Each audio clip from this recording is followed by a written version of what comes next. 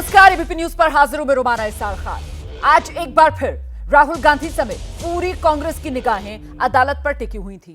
Modi surname वाले मानहानि case में राहुल गांधी पर गुजरात हाईकोर्ट का फैसला आया और राहुल गांधी को एक बार फिर से वैसा ही झटका लगा जैसा 4 महीने पहले सूरत की निचली अदालत से लगा था। गुजरात हाईकोर्ट ने याचिका खारिज करते हुए कहा, दोष सिद्धि पर रोक लगाने का कोई आधार नहीं है। राहुल गांधी के खिलाफ 10 केसेस पेंडिंग हैं। मौजूदा मामले के बावजूद कुछ केस फाइल हुए हैं राहुल पर। एक मुकदमा तो वीर सावरकर के पोते ने राहुल पर दायर करवाया है और निचली अदालत का फैसला पूरी तरीके से सही है। हाईकोर्ट का यह फैसला कांग्रेस के नेताओं को इस बार भी रास नहीं आया। कांग्रेस की तरफ से अभिषेक मनु सिंघवी ने प्रेस कॉन्फ्रेंस की अब से कुछ देर पहले और इस फैसले को निराशाजनक बताया है।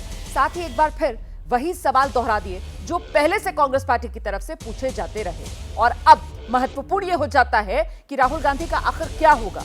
क्या 2024 के लोकसभा चुनाव तक यूं ही अयोग्य रहेंगे राहुल, या फिर सुप्रीम कोर्ट से राहत मिल सकती है राहुल गांधी को? अगर ये राहत नहीं मिली तो फिर उस विपक्षी एकता का क्या होगा जिसका ट्रेलर 23 जून को पटना में नजर आया था?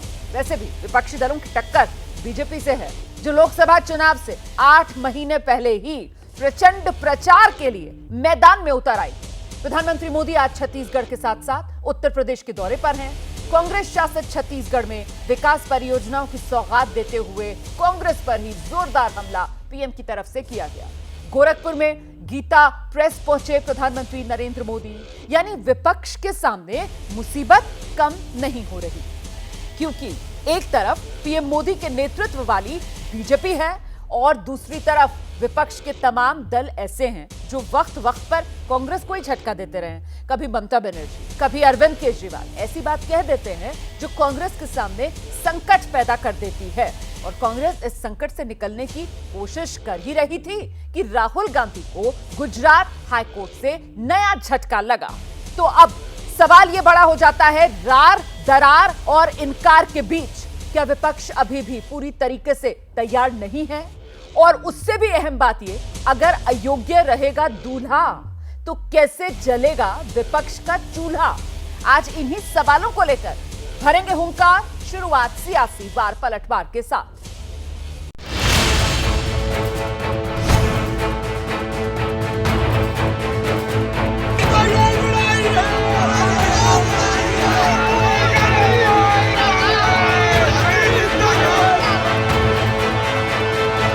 फैसले को हम नामदार हाईकोर्ट के फैसले को स्वीकार करते हैं। उनको अभी सोचना चाहिए कैसे इतिहास न रचे।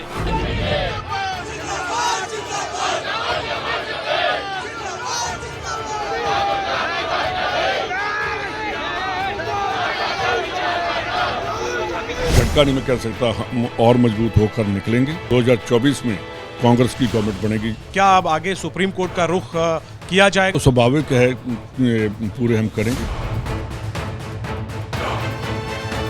ओबीसी का सीधा अपमान किया। आप राहुल गांधी को कंट्रोल क्यों नहीं कर सकते? वीर सावरकर को उन्होंने विदेश में भी अपमानित किया। बहुत सारे मोदी उत्तर भारत में अति पिछड़े परिवार से आते हैं। It is very unfortunate that justice has not been prevailed. It is a murder of democracy, but still the entire country, all the opposition parties and the people of this country stand by Rahul ji.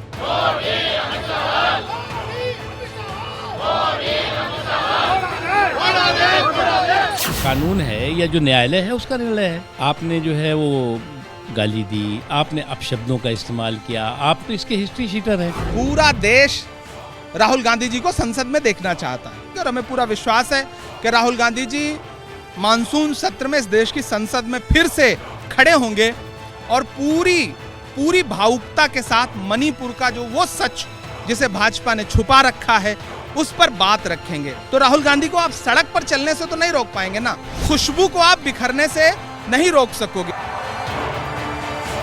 अगर किसी विशेष खानदान के लोग हैं तो उनको किसी का अपमान करने का सर्टिफिकेट नहीं मिला हुआ है। पॉलिटिकल बैटल, लीगल बैटल में जय या पराजय नहीं होता। इस फैसले से उनकी हैसियत पर, उनकी प्रतिष्ठा पर, उनके काम करने के राजनीति में तरीके पर कोई फर्क नहीं।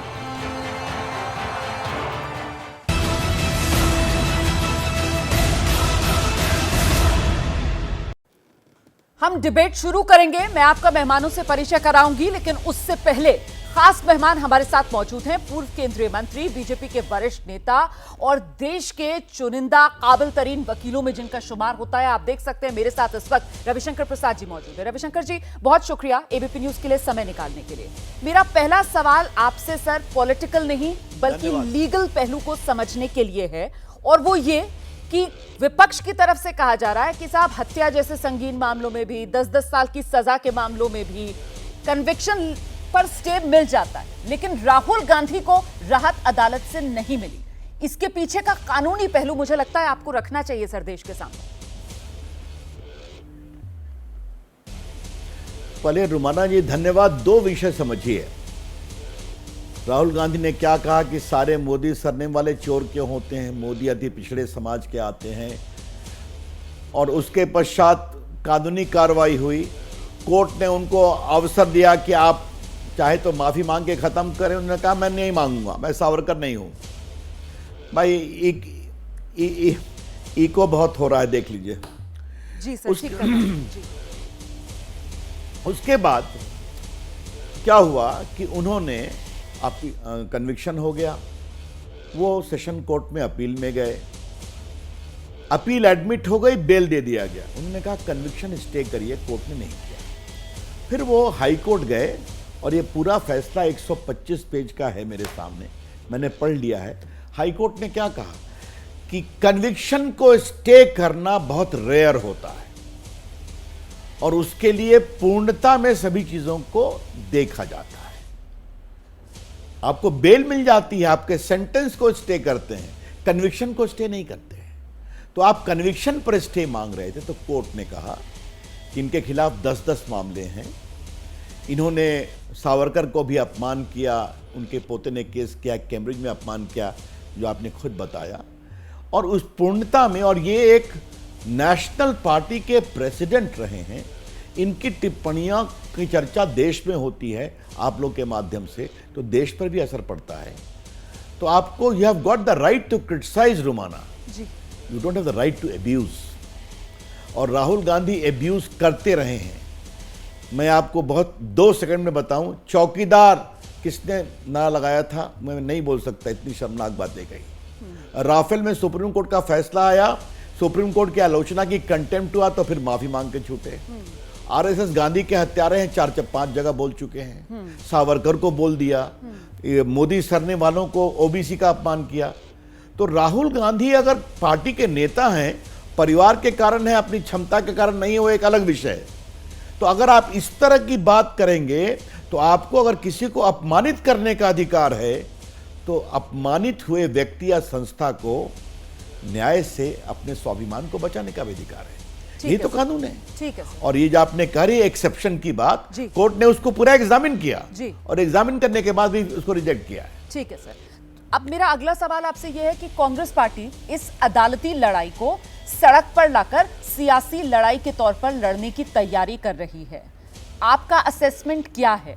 क्या इससे कांग्रेस सहानुभूति के तौर पर कुछ हासिल कर पाएगी, चुनावी फायदा खास तौर से, या उल्टा पड़ सकता है दाव? अब ऐसा है, कांग्रेस पार्टी लोग क्या करते हैं उनके ऊपर है, लेकिन ये तो बिल्कुल कानूनी लड़ाई है ना। कांग्रेस पार्टी कहेगी राहुल गांधी को तंग किया जा रहा है, हम कहते हैं राहुल गांधी आदतन ओबीसी अति पिछड़ा समाज को अपमानित करते हैं, ये हम जरूर कहेंगे। इन्होंने ओबीसी कमीशन बनने पर भी बहुत टिप्पणी व्यंग किया था। देखिए, लोकतंत्र लोकलाज से चलता है। मैं रुमाना एक बड़ी बात आपके सामने कह रहा हूं, आपने बुलाया अपने चैनल पर जी। लोकतंत्र में व्यंग, आलोचना, फन, कार्टून सब ठीक है, लेकिन लोकतंत्र लोकलाज से भी चलता है। आप सावरकर को इस तरह से इंसल्ट करते रहेंगे, क्या मतलब है इसका? वो व्यक्ति कभी अपनी टीम को भेजिए, 11 साल जिस वो काल कोठरी में मैं जब भी जाता हूं 3 बार गया, मैं रो देता हूं किस तरह से उनको प्रताड़ित किया गया, नीचे कच्ची फांसी दी जाती थी। एक बैरिस्टर इतना अधिक देश के लिए क्या कुछ पाया नहीं, और आप उसके बारे में इस तरह की बातें कहेंगे? आप एक पूरे मोदी समाज को अपमानित करेंगे। और नरेंद्र मोदी को तो खैर इन क्या क्या करते हैं छोड़ दीजिए, और भाजपा और आरएसएस को तो कहीं ना कहीं आपको जवाब देना पड़ेगा। आप बड़े नेता हैं तो बड़े नेता का आचरण भी लोग, और छोड़िए रुमाना, आप चुनाव आयोग की आलोचना करते हैं, आप सीवीसी की आलोचना करते हैं, आप जो इलेक्ट्रॉनिक वोटिंग मशीन है उसकी आलोचना करते हैं, आप न्यायालय की आलोचना करते हैं, आप सेना खून की दलाली का सबूत दे सेना, आप सेना का अपमान करते हैं। किसको छोड़ा है आपने? उनके एक बार अपनी रिसर्च टीम को कहिए रुमाना, उनकी सारी टिप्पणियों को एक दिन चला दीजिए आप, तो आप कुछ भी बोल देंगे। जब आप जीत जाए हिमाचल और कर्नाटका तो चुनाव आयोग ठीक है, आप हार जाए तो चुनाव आयोग गड़बड़ है। और तो छोड़िए, मीडिया बिकी हुई है। याद है ना, आप एक प्रेस में उन्होंने एक कांग्रेस को फॉलो करने वाले पत्रकार को क्या कहा, जाओ भाजपा का बैच पहन के आओ। ये उचित है क्या? तो लोकतंत्र लोकराज से चलता है। और राहुल गांधी, इसलिए मैंने आज कहा था और आपको यहां भी कह रहा हूं, कांग्रेस के नेता को अगर राहुल गांधी की सही में उनके शुभचिंतक हैं तो उनको थोड़ा बताएं टिप्पणी क्या क्या होती है और कैसे होती है और क्या करना चाहिए। सर, ये जिस तरीके की टिप्पणियों का आप भी जिक्र कर रहे हैं जो राहुल गांधी की तरफ से कर दी जाती हैं, ये उनकी नासमझी में की गई टिप्पणियां, लापरवाही में की गई टिप्पणियां, या फिर ये अहंकार आपको लगता है कि बोलता है?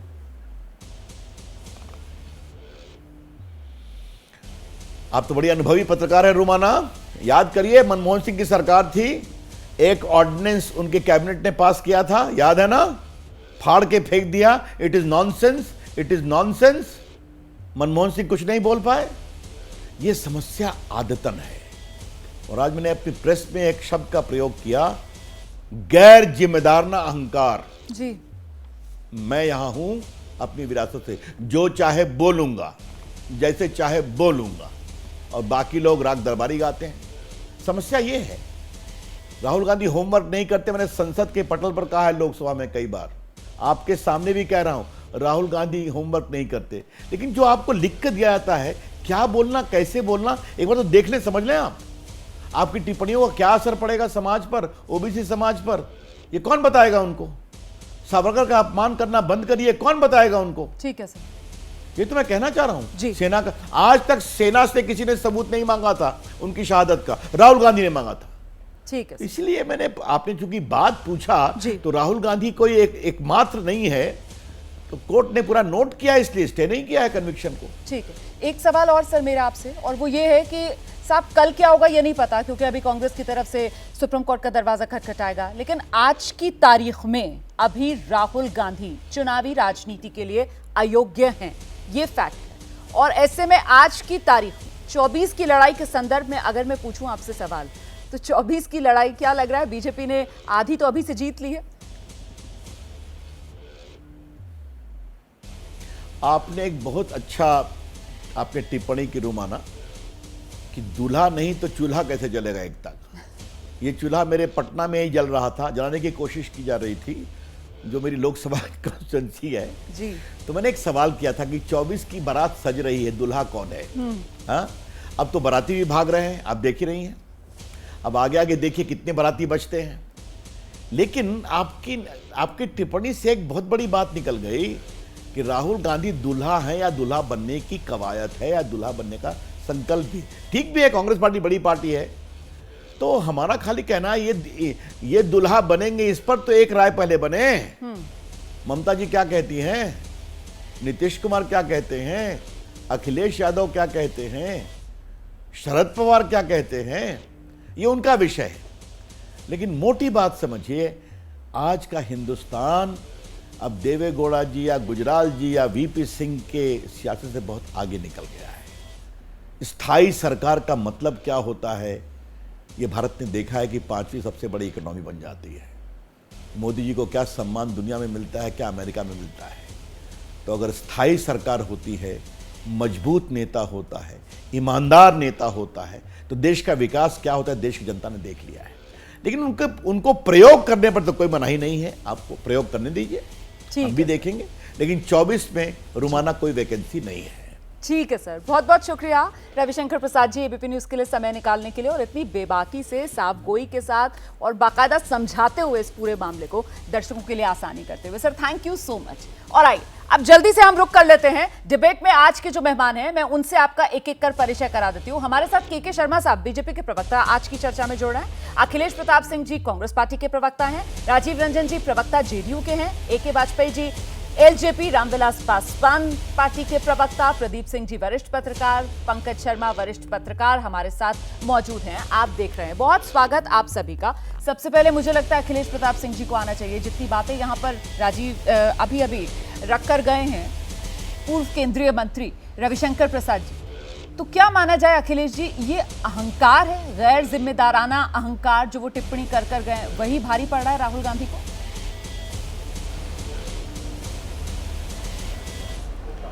अगर रविशंकर प्रसाद जी में साहस होता तो रुकते, जवाब लेते, और आप में साहस होता तो उनको रोक करके उनका जवाब सुना देते। लेकिन कीर्तन करना है, अच्छा है, आए इमला पढ़ के गए, बोल के गए। तो जो सिर्फ आदतन जिसको सिर्फ बोलना हो, आज अभी मोदी जी बोल रहे थे कि मैं डरता नहीं हूं, डरता नहीं हूं। क्यों, ये कहने की आवश्यकता क्या है? एक प्रेस कॉन्फ्रेंस करके दिखा दीजिएगा आप डरते नहीं हैं, बिना प्रांटम के बोल के दिखा दीजिएगा आप डरते नहीं हैं, मणिपुर का जिक्र करके दिखा दीजिएगा आप नहीं डरते हैं, चीन जो हमारे सीमाओं पे गुस्ताखियां कर रहा है उसको लाल लाल आंख दिखा के दिखा दीजिएगा आप डरते नहीं हैं, महंगाई पे चर्चा करके बता दीजिएगा आप डरते नहीं हैं, बेरोजगारी पे चर्चा कर लीजिए। बोलने को तो कुछ भी बोल जाए एक तरफा और दिखा दिया जाए। अगर साहस उसमें होता है जो प्रश्नों को ले और उसका उत्तर दे सके, इन किसी भाजपाइयों में ऐसा साहस नहीं है, क्योंकि ये सिख से नख तक करप्ट हैं, मॉरली बहुत कमज़ोर हैं। जब आप कुछ किए होते हैं देश के लिए, समाज के लिए, अपने वचनों पे चले होते हैं और जो कहा है उस पे किए होते हैं, तो वो ठहर के बात सुनता है और उसमें साहस होता है कि अगले का जवाब दे सके। सर के शर्मा जी हैं बीजेपी की तरफ से, वो जवाब और ये आपने जो अभी स्लोगन पढ़ा, रार रार दरार, रार दरार इनकार, ये आपका स्लोगन होगा। सर मेरा जनता का है प्यार हमारे साथ, ठीक है, इसमें कोई दुविधा नहीं है, ठीक है, ठीक है, इसमें कोई दुविधा नहीं है। लेकिन आज हमारे साथ जनता का प्यार है, सबको पता है। ईस्ट इंडिया कंपनी पार्टी उन्हीं पे कर रहे हैं। सर उनसे जुड़ा ही मेरा सवाल है जी, कि जो चुनावी राजनीति में राहुल गांधी अयोग्य करार दिए गए। सर मेरा सवाल बड़ा सीधा है, चुनावी राजनीति में आज की तारीख में राहुल गांधी अयोग्य हैं, इसके लिए आपकी नजर में जिम्मेदार कौन? मैं जवाब दे रहा हूं जी, मैं जवाब दे रहा हूं। देखिए, सबको पता है कि किस प्रकार से इस देश में लोकतंत्र का गला घोंटा जा रहा है, आवाज़ को दबाया जा रहा है, जो मतभिन्न है उन्हें कुचला जा रहा है, और हर प्रकार से ये जो फैसला आया है, संभवतः आपको, हमें या किसी को कोई आश्चर्यजनक ये परिणाम नहीं लगे होंगे। सबको पता है कि अगर आप असहमत होंगे तो आपको किसी न किसी प्रकार से दबाने की प्रयास किया जाएगा, चाहे वो किसान हो, चाहे मजदूर हो, चाहे नौजवान हो, तो पाकिस्तानी बता देगा, खालिस्तानी बता देगा, कुछ भी होगा। लेकिन आप सुल्तान से यदि असहमत हैं तो फिर आपकी खैर नहीं है। यही ईस्ट इंडिया कंपनी पार्ट 1 में था, और जो वर्तमान में ईस्ट इंडिया कंपनी पार्ट 2 है उसमें भी यही है। तो ये कोई नई परंपरा नहीं है, ये चली आ रही है, दोबारा 14 के बाद से जन्म लिया है ईस्ट इंडिया कंपनी वाली। लेकिन जनता समझ रही है, आज कुछ भी नहीं राहुल गांधी हैं, लेकिन दुनिया के वो स्टेट्समैन हैं, सेल्समैन नहीं है। लेकिन वो दुनिया के, हिंदुस्तान तो अदालत से आया ना, फैसला तो अदालत से आया है, अदालत से, तो अदालत से ही आएगा उनका फिर फैसला। हम अदालत में उम्मीद करते हैं, अदालत में आस्था रखते हैं, आएगा अदालत की लड़ाई अदालत से लड़ी जाएगी। लेकिन इस देश में ये तो जग जाहिर है, सत्ता से सवाल कर रहे हैं इसलिए उनको सजा दी जा रही है। आज भी तो अदालत से ही फैसला आया है ना, अगर पक्ष में आ जाएगा तो फिर आप उसको स्वीकार करेंगे, जश्न मनाएंगे। अरे भाई कोई, हाँ तो अदालत की बात अदालत में हम लड़ेंगे, लेकिन क्या इस देश में 3 सवाल उन्होंने किए थे जी। उन्होंने, राहुल जी ने पार्लियामेंट में क्या किया था, हाँ। पूछा था, हाँ। ये साहब के इतने मित्र क्यों हैं, ये रिश्ता क्या है? ठीक है, मैं जवाब ले फिर लेती पूछा था जी। कि 20,000 करोड़ रुपए किसके हैं। ठीक है, नहीं रुक जाइए, तीसरा सवाल सुन जी। लीजिए। और साहब के साथ जाते हैं कि साहब के पहले पहुंचते हैं कि साहब के पहुंचने के बाद पहुंचते हैं। ठीक है, सदस्यता चली गई। हाँ। अब 2 जवाब घंटे ले में लेते घर हैं। खाली कराने अब का जवाब आदेश ले आ गया, लेते हैं। 4 अब घंटे जवाब में ले लेते हैं। सदस्यता चली के गई। शर्मा जी, सुना आपने, जिसको बीजेपी और गैर जो जिम्मेदाराना असहमत होता है अहंकार उसे बता रही पाकिस्तानी है, बताया जाता है। उसको कांग्रेस की तरफ से कहा जा रहा है कि साहब जब सत्ता से सवाल पूछेंगे तो फिर सजा तो मिलेगी। सजा मिल रही है राहुल गांधी को। के शर्मा जी, देखिए रोमाना जी, आपने अभी 5 मिनट तक कांग्रेस के प्रवक्ता को बुलवाया। ये अपना नाम लिखते हैं अखिलेश प्रताप सिंह, बड़ा चौड़ा सीना करके बता रहे थे, साहस होता तो जवाब देते। आपने पहला ही प्रश्न उनसे पूछा कि राहुल गांधी का अहंकार है, जलेबी बनाने लगे, इधर से उधर घूमने लगे, मणिपुर, कोल्हापुर, जबलपुर, सालेपुर पहुंच गए। अरे साहस होता तो जवाब देते कि ये राहुल गांधी का अहंकार है या उनकी मूर्खता है या उनकी नासमझी, किस कारण से हुआ। अभी कह रहे हैं लोकतंत्र की हत्या हो गई, न्यायालय का निर्णय आया और लोकतंत्र की हत्या होगी, मतलब ये सोच है। तो सोच तो इनकी एकदम क्लियर है, इनको देश की किसी संस्था के प्रति विश्वास नहीं है। और अपने जो है, अब मैं क्या शब्द उपयोग करूं राहुल गांधी जी के लिए, कि जिनको आज भी यह अहंकार है कि मैं गांधी परिवार का हूं, मैं देश के प्रथम परिवार का हूं, यह देश मेरी बपौती है गांधी परिवार की, मैं कानून से ऊपर हूं, मैं कुछ भी बोल सकता हूं, मैं कुछ भी कर सकता हूं। देश की संविधान ने दिखा दिया कि तुम कुछ नहीं, एक सामान्य नागरिक हो, अपने आप में बने रहो गांधी परिवार के, कानून का उल्लंघन करोगे तो इसी तरह की सजा भोगना पड़ेगा। ठीक है, ये देश का कानून है, ठीक है, डॉक्टर अंबेडकर साहब का बनाया हुआ कानून है रोमाना जी, और इसमें अहंकार नहीं चलते। हाँ। आप यदि ओबीसी समाज या किसी का भी अपमान करेंगे, आप बदजुबानी करेंगे, तो आपको छोड़ेंगे नहीं। मैं एक वाक्य कह के समाप्त करता हूं। अभी एक आपने ट्रेलर दिखाया, एक इनके प्रवक्ता कोई बोल रहे थे, और एक खुशबू को बिखेरने से कोई नहीं रोक सकता। सच कहा, खुशबू को बिखेरने से ना कोई रोक सकता, ना कोई रोकता है रोमाना जी, पर बदबू को ये देश और ये समाज बर्दाश्त नहीं करता है। ठीक है सर, ये जब जो बदबू बिखेरेगा, ठीक है, उसे जड़ से उखाड़ के फेंकने का काम भी भारत की जनता ही करती है। ठीक है सर, और वो बदबू कोई नहीं बर्दाश्त करता। दर्शक आपकी बात समझ गए। मैं बाकी मेहमानों का भी जल्दी जल्दी रुक कर लेती हूँ शुरू में, क्योंकि हमारे साथ रविशंकर प्रसाद जी आ गए थे, इस वजह से अब थोड़ा डिले हो गया है। बाकी मेहमानों से जल्दी जल्दी एक टिप्पणी लेते हैं। राजीव जी, आपके पास आ रही हूँ सर। आपको क्या लगता है सर, जिस तरीके से चुनावी राजनीति से अभी राहुल गांधी अयोग्य करार दे दिए गए हैं, विपक्ष की मोर्चाबंदी के लिए झटका है ये? देखिए, सबसे पहले मैं एक बात समझ नहीं पा रहा हूँ, उन्हें विपक्ष का दूल्हा, या ऐसा लग रहा है कि विपक्ष ने उन्हें नेता चुन लिया था और उनकी अयोग्यता पर हाईकोर्ट की मुहर के साथ अब एक बार फिर से कोई कवायद शुरू करनी होगी कि अगला नेता कौन होगा। मोर्चा या गठबंधन जो भी हमारा नाम आने वाले समय में होगा, अभी उसका नेतृत्वकर्ता कौन है ये पहले ही कहा जा चुका है कि वो तय नहीं है। लेकिन हाईकोर्ट के फैसले पर आमतौर पर जनता दल यूनाइटेड कोई प्रतिक्रिया नहीं देती है। फिर भी सर, मैं हाईकोर्ट के फैसले अगर पर आप आपसे रविशंकर कुछ प्रसाद जी को प्रतिक्रिया सुन मांग ही रही नहीं हैं तो मैं तो अभिषेक मनु सियासी, सिंह, मैं तो आपसे सियासी प्रतिक्रिया लेना चाह रही हूँ सर, नहीं, क्योंकि पटना में जो बैठक हुई अयोग्यता- थी, वहां पर लालू प्रसाद यादव उस बैठक में मौजूद थे, और जिस तरीके से दूल्हे का जिक्र और उसका सीधा जो संदर्भ है वो सियासत से जोड़कर 2024 तक पहुंचा था, उसी संदर्भ में ये सवाल है सर कि अगर दूल्हा ही अयोग्य करार दे दिया जाएगा तो फिर विपक्षी राजनीति का चूल्हा कैसे जलेगा सर? रोमाना जी, निष्कर्ष पर खुद ही अगर आप पहुंचना चाहती हैं तो फिर यह आपका विशेषाधिकार है, इसको मैं चुनौती नहीं दूंगा। लेकिन ये सारे लोग जानते हैं कि गठबंधन ने अभी नेता तय नहीं किया है। लेकिन जहां तक राहुल जी का सवाल है, इस देश में महात्मा गांधी, नेताजी सुभाष चंद्र बोस, लोकनायक जयप्रकाश नारायण न ये आज़ादी के पहले के इंटरिम असेंबलीज में थे और न आज़ादी के बाद हुए चुनाव में कहीं उन्होंने किसी कॉन्स्टिट्यूंसी का प्रतिनिधित्व किया था। तो अभी तो उनके पास सुप्रीम कोर्ट का न्यायिक विकल्प बचा है।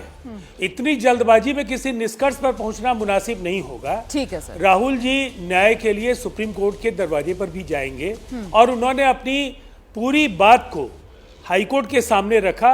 हाईकोर्ट अगर सहमत नहीं है तो फिर मैं नहीं कहूंगा कि न्यायपालिका के किसी प्रक्रिया पर या किसी फैसले पर कोई सवाल करूंगा, लेकिन विपक्ष की एकजुटता और उनकी गोलबंदी इतनी मजबूत है कि ये जो कहा जाता है दीवारों पर इबारत लिखी हुई है उसको पढ़ लेना चाहिए भारतीय जनता पार्टी को। 2024 में इस संगठित विपक्ष का सामना करने का ना इनके पास इनकी कुव्वत है, न इनकी हैसियत है और न इनकी वक़्त रहेगी। ठीक है सर, ठीक है। वाजपेयी जी, आप सहमत हैं जो बात कही जा रही है राजीव रंजन जी की तरफ से कि साहब विपक्षी गोलबंदी पर कोई असर नहीं पड़ने वाला है? देखिए ऐसा रोमाना जी, एक बात बताइए, ये लोकतंत्र की और संविधान की दुहाई देते हैं, कांग्रेस वाले हों चाहे राजीव जी हों चाहे कोई हो। आज कांग्रेस के दफ्तर में हुआ क्या है? आपके चैनल पर ही देख रहा था मैं कि प्रदर्शन कर रहे थे हाई कोर्ट के फैसले के खिलाफ। हाय हाय प्रदर्शन करना ये लोकतंत्र का और तो संविधान की दुहाई है। ये मतलब एक तरफ करें न्यायालय का हम बड़ा सम्मान करेंगे और एक तरफ प्रदर्शन की बात कर रहे हैं। तो सबसे पहले तो ये मेरा जो आप देख लिए इनका व्यवहार क्या है। और ये भी मत भूल जाइए वही लोग हैं जिन्होंने इमरजेंसी भी लगाई थी। अब आइए तीसरे विपक्ष में। पटना की बैठक में लालू प्रसाद यादव ने बाकायदा राहुल गांधी को दूल्हे का सेहरा बांधा था। क्या हुआ उस सेहरे का? अब सेहरा उतार लिया है। अब अगर सुप्रीम कोर्ट अलाउ कर देगा या इंटर्म रिलीफ देगा तो सेहरा दोबारा बांधना पड़ेगा। एक तो ये बात है। दूसरी बात ये है, लालू प्रसाद यादव ने कल एक और स्टेटमेंट दी है और उन्होंने क्या बोला है कि जिनकी पत्नी ना हो वो प्रधानमंत्री नहीं हो सकते। मतलब सीधा निशाना नीतीश कुमार पे। क्या हो रहा है? एक दूसरे की पीठ में छुरा घापने के प्रयास के अलावा एकता कहां से नजर आ रही है? कोई हैदराबाद में चुपके से जाके मिल रहे हैं अखिलेश बाबू केसीआर से, कोई हैदराबाद में हाथ उठा के रैली कर रहे हैं। मतलब कहां से क्या है? और जनता इससे कंसर्न नहीं है। जनता इससे आगे की बात पे कंसर्न है कि अगर मान लो इनका कुनबा ठीक से हो जाता है और ये कहीं खुदा न खास्ता कोई इस तरह का सिलसिला बनता है तो खिचड़ी सरकारों पर किसका विश्वास है? जो आज हम 5वीं अर्थव्यवस्था बन गए या $2.75 ट्रिलियन की इकोनॉमी बन गए, वो होता है क्या 11 महीने 22 महीने 26 महीने? उसके बाद सरकार ये कांग्रेस ही खींचती है उनका पहिया। चंद्रशेखर की सरकार हमको मालूम है, देवगौड़ा की सरकार वाली जो बात आप कह रहे हैं के शर्मा जी को ये बिल्कुल पसंद नहीं आ रही होगी। आपके साथी हैं वो तो पूरी तरीके से हुंकार ये भर रहे हैं कि 24 में कोई वैकेंसी है ही नहीं। आप यहाँ अपनी बात से कहीं ना कहीं खिचड़ी सरकार की गुंजाइश जो है बनाते दिख रहे हैं, वो इस वक्त अच्छी लग रही होगी सुनने में अखिलेश जी को भी और राजीव रंजन जी को भी। जुटलाया नहीं जा सकता। ठीक है, ठीक है, ठीक है। मैं सर दोबारा आऊंगी आपके पास। अभी 2 मेहमान और बचे हुए हैं हमारे साथ, उनकी एक एक टिप्पणी ले लेते हैं। मैं प्रदीप जी का रुख करूं उससे पहले पंकज शर्मा जी आपके पास आ रही हूं। सर, तो ये रार है, दरार है, इनकार है, तमाम मामले गिना रहे थे अभी वाजपेयी साहब। क्या माना जाए सर, ये मोर्चाबंदी के लिहाज से विपक्ष अभी तैयार नहीं है? विपक्ष अपनी मोर्चाबंदी कर रहा है। रविशंकर प्रसाद जी ने आपके इंटरव्यू में एक बहुत अच्छी बात कही कि लोकतंत्र लोकलाज से चलता है और 9 साल में ये जो लोकलाज है यही खत्म हुई है। इसीलिए लोकतंत्र की आज ये हालत है। राहुल गांधी के साथ जो हो रहा है उसका एक कानूनी पक्ष भले होगा, लेकिन वो क्यों हो रहा है ये पूरा देश देख रहा है। और चूंकि वो सरकार के खिलाफ लगातार इस तरह के प्रश्न खड़े कर रहे हैं तो इसलिए पूरी भारतीय जनता पार्टी के लोग उनके पीछे पड़ गए हैं। आज अब इस मामले में भी जितने याचिकाकर्ता हैं वो कौन लोग हैं, वो किस दल से संबद्ध हैं, वो किस संगठन से संबद्ध हैं, ये भी एक देखने की बात है। वीर सावरकर जी का मामला उठा। वीर सावरकर जी का मामला इस पूरे प्रकरण में सबसे अंत में वो भी औपचारिक तौर पर नहीं उठाया गया था, ऐसे ही पासिंग रेफरेंस के तौर पर उठाया गया था और उसको इस फैसले का सबसे प्रमुख आधार बना लिया गया है। तो ये बहुत सारे कानूनी पेच इसमें हैं। मुझे लगता है कि जब ये मामला सुप्रीम कोर्ट में जाएगा तो सुप्रीम कोर्ट इसके तमाम पहलुओं को ठीक से देखेगा और जो भी न्याय होगा वो राहुल गांधी को मिलेगा। बिल्कुल सर, केस के मेरिट पर मुझे लगता है अब हमें इससे ज्यादा और बात नहीं करनी चाहिए, क्योंकि अब मामला जब सुप्रीम कोर्ट में पहुंचेगा और वहां सुप्रीम कोर्ट क्या फैसला सुनाता है उसका इंतजार करना चाहिए। लेकिन उससे पहले प्रदीप जी, अभी जिस तरीके से 24 के चुनाव से फिलहाल लग रहा है कि राहुल गांधी की दूरी बनी हुई है, तो कुल मिलाकर ये राहुल की 24 की चुनावी राजनीति से दूरी ऐसा तो नहीं है? भारी पड़ जाएगी बीजेपी पर, क्योंकि कांग्रेस कमर कसकर तैयार है सड़क पर इस मामले को लेकर जाने के लिए और सड़क पर उतरकर सियासी लड़ाई लड़ने के लिए। प्रदीप जी।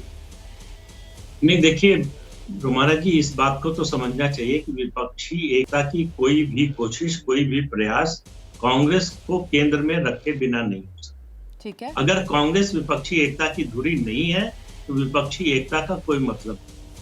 और कांग्रेस पार्टी के सर्वोच्च नेता राहुल गांधी हैं, इसमें किसी को कोई शक नहीं। अब सवाल यह है कि उनका जो कानूनी मामला है, जो अदालत में है, सुप्रीम कोर्ट में है, उसमें जब तक सुप्रीम कोर्ट पूरे मुकदमे को ही खारिज नहीं कर देता तब तक उनको राहत नहीं मिल सकती। उनको पार्शियल राहत मिल सकती है। सुप्रीम कोर्ट कहे कि मैक्सिमम जो सजा दी गई है वो नहीं दी जानी चाहिए, सजा कम होनी चाहिए, 3 महीने, 6 महीने, 9 महीने, 12 महीने, 15 महीने, जो भी अदालत सजा तय करे, हमको आपको पता नहीं है। लेकिन अगर कन्विक्शन नहीं रोकती है सुप्रीम कोर्ट, उसको खारिज नहीं करती है, तो राहुल गांधी को जेल से चुनाव लड़ना पड़ेगा। चुनाव लड़ने के लिए स्वतंत्र हो जाएंगे अगर 2 साल से ज्यादा की सजा नहीं मिलती है। तो इसलिए जो है विपक्ष के लिए एक बात तो ये है ही कि कांग्रेस पार्टी का सर्वोच्च नेता अगर उसके चुनाव लड़ने पर प्रश्न चिन्ह है, तो कम से कम अभी जो बेंगलोर की बैठक है उसमें जरूर एक संकट है, एक समस्या है। बाकी विपक्ष एक हो जाएगा नहीं होगा, ये विपक्षी दल तय करेंगे। और जिस तरह से बंटवारा हो रहा है, देखिए शरद पवार ने एक मॉडल तैयार किया था महाराष्ट्र विकास आघाड़ी का, ये मॉडल होना चाहिए विपक्षी एकता का। वो मॉडल जो है वो एकदम गड़बड़ा गया है। पहले टूट हुई शिवसेना में, उसके बाद अब एनसीपी में टूट हो गई है। तो अब विपक्ष को एक नए मॉडल की तलाश करनी कि कैसे सब मिलकर जो है लड़ाई लड़ें। और जो बात पहले से कही जा रही है कि बीजेपी के एक उम्मीदवार के खिलाफ एक उम्मीदवार विपक्ष का हो, मुझे लगता है उससे ज्यादा प्रभावी और कोई विपक्ष की एकता का प्रयास हो नहीं सकता। ठीक है सर, इस विपक्षी मॉडल को लेकर भी आगे चर्चा करेंगे, लेकिन उससे पहले जरा जल्दी से अखिलेश प्रताप जी का एक बार फिर से रुख करते हैं। अखिलेश जी, अब जिस बात का जिक्र यहाँ पर कर रहे थे ना प्रदीप जी, कि देखिए कांग्रेस पार्टी के सबसे बड़े कद्दावर नेता राहुल गांधी, और अगर राहुल गांधी ही केंद्र में नहीं होते हैं, सामने नहीं होते हैं, तो जाहिर सी बात है कांग्रेस के लिए ये बड़ा झटका। आप कह रहे हैं कि साहब ये सारा का सारा मामला कानूनी तो जबरदस्ती बनाया जा रहा है, दरअसल लड़ाई सियासी है, क्योंकि सत्ता से सवाल राहुल गांधी पूछते हैं, इस वजह से सत्ताधारी राहुल को निशाने पर ले रहे हैं। और अगर आपकी बात को ही मैं मान लूं सर, तो फिर तो सत्ताधारी कामयाब हो गए और राहुल को पछाड़ दिया, ये माना जाएगा?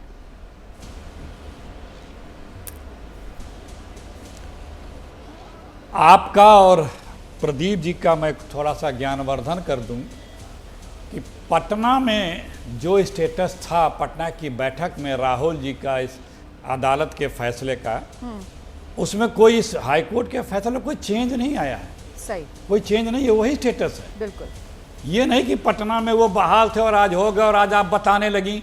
तो ये जो बेसिक ज्ञान आपका पता ना है कि नहीं है, या उतना छुपा के रखे की बात हो रही थी। सर, तो ये जो दो लाइफलाइन थी ना, अब एक ही लाइफलाइन बची है, ये बदलाव हुआ है। जो था वो अभी भी है। नहीं सर, एक फर्क हुआ है। पटना में जब बैठक हो रही थी तो राहुल गांधी के पास 2 लाइफलाइंस बची हुई थी ना सर, एक हाई कोर्ट वाली, एक सुप्रीम कोर्ट वाली। अब एक ही लाइफलाइन बची है, एक लाइफलाइन। मैंने कहा ये तो मान लीजिए सर, ये तो अब आप उसको जिस तरह से भी घुमावें, सुनिए, आइए रखिए अपनी बात। भाई हम आपकी बात सब मान लेंगे, हमें मानने में कतराज है क्या?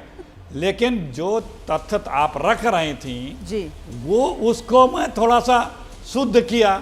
कि आप ऐसे बता रहे हो, ऐसे लगा रहा है कि पहले नहीं था और अब हो गया। दूसरी बात, ये अभी जिक्र हुआ महाराष्ट्र का, ये बौखलाई हुई सरकार है, और जैसे जैसे सत्ता जाती दिखेगी, इनके इस प्रकार से अनैतिक कृत, असंवैधानिक कृत, तानाशाही कृत भांति भांति के प्रकारों से प्रकट होंगे। संविधान से के कुचले जाएंगे, एजेंसियां और सक्रिय होंगी, लोग धरपकड़ और होगी, लोगों को सताया, डरवाया, धमकाया जाएगा, क्योंकि सत्ता विहीन ये नहीं रह सकते और इन्हें पता है कि सत्ता जाने वाली है। तो ये बौखलाए हुए हैं और इस प्रकार से ये सब कुछ करेंगे। तीसरी बात, इनको ये भी पता है कि ये देश की जनता मन बना चुकी है। 9 साल में इनके पास अगर कोई उपलब्धि होती तो आप लोग मोदी जी पे चर्चा करते हैं, बीजेपी मोदी जी के कामों की चर्चा करती, लेकिन कुछ नहीं है तो विपक्ष का छिद्र अन्वेषण सुबह और शाम करना है। बीजेपी के लोगों को सवाल विपक्ष से पूछना है। आपके नैरेटिव को लेकर मैं सवाल पूछूंगी। अरे जो वादे थे अखिलेश उसका जी, मैं आपके जिक्र करना नैरेटिव नहीं को है। लेकर चलती हूँ के शर्मा जी के पास। नहीं, ऐसे नहीं है सर, आपका सवाल मैं पूछूंगी के शर्मा जी से। शर्मा जी प्लीज आइए। ये जो विपक्ष की तरफ से कहा जा रहा है कि साहब विपक्ष को कॉर्नर किया जा रहा है, और ये कॉर्नर वाला नैरेटिव लेकर अगर विपक्ष सड़क पर उतरेगा, जनता की अदालत में जाएगा, तो सर कहीं सहानुभूति वाला वोट तो विपक्ष नहीं ले जाएगा? बीजेपी ने कहीं अपने लिए मुश्किल तो नहीं खड़ी कर ली है? मैं कह रहा हूं कि विपक्ष किस बात का इंतजार कर रहा है? विपक्ष जमीन पे उतर जाए। हम तो उतरे हुए हैं। पिछले 2 महीने से हमारे पूरे देश भर में हजारों सैकड़ों सभाएं हो रही हैं। हम तो घर घर जाके लोगों से मिल रहे हैं। ये क्यों एक कमरे में बैठ के जो है कॉफी पी रहे हैं?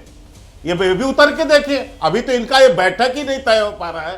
रोमाना जी, अभी एक सज्जन बैठ के जो है कुवत की बात कर रहे थे यहाँ पर। मैं पूछना चाहता हूँ, बीजेपी या मोदी जी के सामने अकेले लड़ने की कुवत है? जेडीयू में है, आरजेडी में है, कांग्रेस में है, तभी तो मिलने गए हो ना। तो कुवत की बात मत करो। और दूसरी बात, आपकी विपक्षी एकता की क्या हसर है? यही हुआ ना, पटना में एक महफिल सजी थी शिवानंद तिवारी जी के शब्दों में। वहां प्यार था, तकरार था, इकरार था, इनकार था और बाद में बहिष्कार भी था। और हर पार्टी एक दूसरे को अपनी हैसियत दिखा रही थी और कोई मिलकर राहुल गांधी की शादी करवा रहा था। यही तो हो रहा था। एक टाइटैनिक जहाज की तरह ये विपक्षी एकता, जिसका भविष्य तय है कि डूब नहीं है, उसको जाना कहां है। और अभी जो ज्ञान दे रहे हैं, मैं ये कहना चाहता हूं कि भैया अभी तो आपकी ही अपनी दुर्दशा देखो ना। एक बैठक में तय होता है डेट की 11-12 तारीख को मिलेंगे जुलाई में। केसी वेणुगोपाल कहते नहीं 11-12 को नहीं मिलेंगे, 17-18 को मिलेंगे। फिर तीसरी आता है कि नहीं अब अगस्त के बाद मिलेंगे। बीच में देखिए तो ना क्या क्या हो गया। महाराष्ट्र में देखिए कितना खेला हो गया। एनसीपी 2 फाड़ हो गई। इसको भी तो थोड़ा काउंट कीजिए। हाँ, महाराष्ट्र का भी बता दूं, थोड़ा सा इसको भी तो काउंट कीजिए। महाराष्ट्र की दोबारा बात आपके बता पास दूं, आऊंगी दोबारा आपके पास। देखिए अखिलेश जी भी आपकी बात का जवाब देना चाह रहे हैं और साथ ही राजीव रंजन जी भी हमारे साथ मौजूद हैं। जल्दी से राजीव रंजन जी 30 सेकंड में अपनी बात रखिए। देखिए, मैं तो बस इतना कहना चाहता हूं कि कौन हताश है और कौन परेशान है, ये तो उस बौखलाहट को समझ लीजिए कि प्रधानमंत्री जी 70,000 करोड़ के, जो उनकी भाषा में मैं कह रहा हूं कि ऐसे लोगों से वो पटना की बैठक को जोड़ करके बोल रहे थे। 20 लाख करोड़ के घोटालों के नायकों की बैठक वो बता रहे थे। लेकिन 70,000 करोड़ वाले के साथ हाथ मिलाने में देर नहीं हुई और बहुत जल्द वो महाराष्ट्र के मुख्यमंत्री भी होंगे। दूसरी तरफ एविएशन स्कैम वाले जो हैं वो इनके केंद्रीय कैबिनेट का हिस्सा बनेंगे। देखो सर, समय इतना ही है। माफी के साथ बहुत बहुत शुक्रिया आप सभी का आज की इस चर्चा में मेरे साथ शिरकत करने के लिए। सर समय इतना ही है, माजरत के साथ सर समय इतना ही है। बहुत शुक्रिया आप सभी का हमारे साथ आज की चर्चा में जुड़ने के लिए। तो कुल मिलाकर अभी की तस्वीर ये है कि फिलहाल अदालत से राहुल ने बाजी हारी और टॉप गियर में नजर आ रहे हैं सत्ताधारी।